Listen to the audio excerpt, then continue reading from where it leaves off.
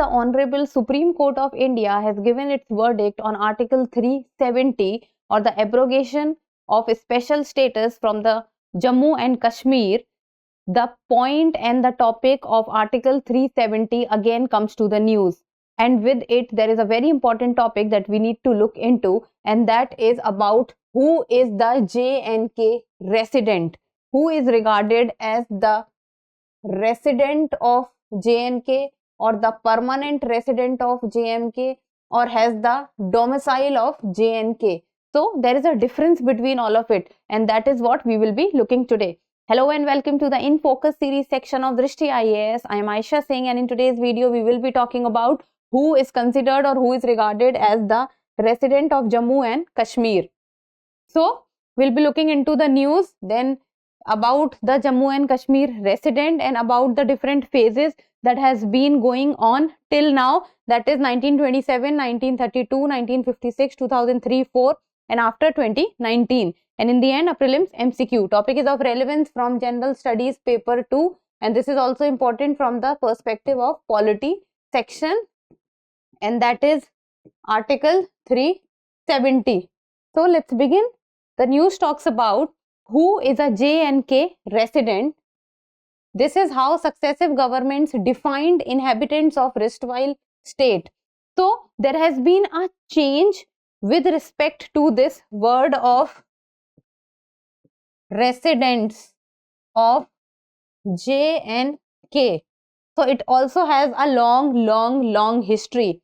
So a resident means a person who is residing or who has been residing on that place since a very long period of time, and the person belongs to that place and is also involved in the electoral role of that place. Now first of all, let's look at the map. So this is the map of Jammu and Kashmir, and Jammu and Kashmir is no more a state, it is a union territory. So there are two union territories in which it was the division took place, and that is the UT of Ladakh and the UT of J&K. And earlier J&K was a state, but now J&K is a UT.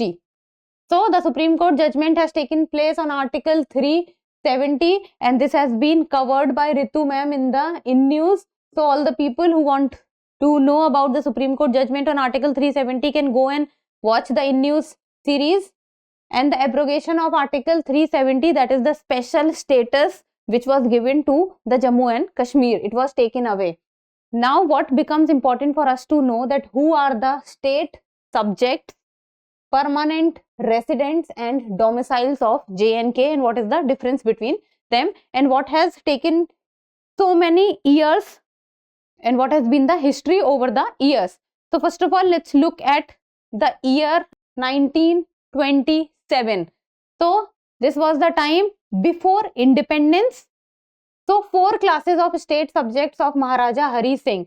So there was a Dogra rural of Jammu and Kashmir, and the name of the ruler was Maharaja Hari Singh. So he was taking care of the state. So he divided the state subjects into four classes, and the time period is around 1927. So it was around April 20, 1927 that Maharaja Hari Singh issued a government order, and under the government order which he issued, he designated the inhabitants of his princely states as state subjects and dividing them into four categories. So it was during the time of 1927 that Maharaja Hari Singh divided the people into four categories which were living in the princely state, and this was the time when he also gave them the ownership of the state subjects, or they were regarded as the state subjects. Now let's see the four classes which he divided people into. First is the class 1 state subject. So the class 1 state subjects were who were born and were resident in the state before commencement of the reign of Maharaja Gulab Singh, and Maharaja Gulab Singh was the first Dogra king in 1846. So the people who had been living in the princely state since the time of, or who were born and were resident since the time of Maharaja Gulab Singh, they were under the category of class 1. and those who had settled in Jammu and Kashmir and had been permanently residing in the state before the commencement of Samvat year in 1942. So they were also under the category of class 1. So who have been there since the time of 1846, that is the time period of Maharaja Gulab Singh, they were under class 1, and who had settled in Jammu and Kashmir and has been the permanently resident of J&K were under class 1. Now about class 2 state subjects. So people who had come from other places and permanently settled in Jammu and Kashmir. So they were not born in Jammu and Kashmir, they came from other places and then they settled in Jammu and Kashmir, and they had acquired immovable property there. Immovable property also they have acquired, like they have acquired land, they have acquired a house before the close of Samvat year when Maharaja Pratap Singh was on the throne. So the class 2 people were the people who came from outside but acquired immovable property. Then came the class 3 state subjects. So the class 3 state subjects included permanent residents who had acquired a Rayatnama. Rayatnama means concession, any immovable property in J&K. So class 3, they are permanent residents and they have also acquired a Rayatnama. So they were under class 3. Then comes class 4 state subjects. Now what is class 4 state subjects? I know this is a very factual thing which you need to know, but the point is that you need to understand that when the residents were called state subjects, when they were called permanent residents, and when they were called domicile. And then class 4 state subjects included companies of public nature which was registered within the then state. Companies of public nature in which the government was financially interested or satisfied about their financial stability. So the companies of public nature, they were called the state subjects and under class 4 of state subjects. And these entities were declared state subjects by a special order of the Maharaja. And who was the Maharaja? Maharaja Hari Singh. And under the 1927 order of Maharaja Hari Singh, the state subjects of class 1 were to receive preference over other classes of subjects. So the class 1 had preference over all other, while class 2 has preference over class 3, and this was going on. Like the class 1 preferred over all other, class 2 preferred over class 3 and class 4, while class 3 is preferred over class 4. So it was going that way.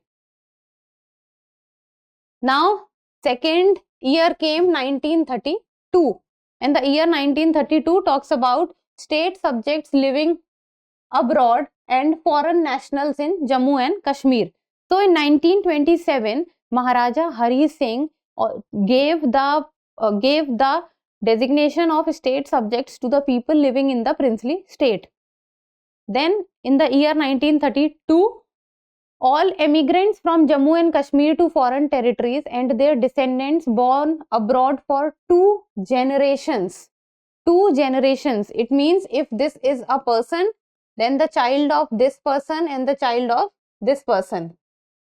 Abroad for 2 generations were to be considered state subjects. So all the people who went out, but the 2 generations of those people will be considered state subjects. But there was a condition, and the condition was that those people will not be entitled to claim the internal rights granted to the subjects of the state by law. So even though they will be state subjects, but they will not have all the rights which were given to the people or the residents of Jammu and Kashmir. Then the foreign nationals residing in Jammu and Kashmir, what about them? That all the foreigners who came to Jammu and Kashmir and were residing, they shall not acquire the nationality of the state until after the age of 18. So it was said that they should not acquire nationality after the age of 18.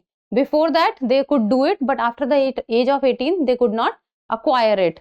So this was about the state subjects living abroad. So till 2 generation they can be called state subjects, but they will not be allowed to have all the rights which the residents of Jammu and Kashmir had. And the foreign nationals which are residing in Jammu and Kashmir, they should not acquire nationality after the age of 18. Then the year 1956, that is under the constitution of the erstwhile state of Jammu and Kashmir. Constitution of Jammu and Kashmir.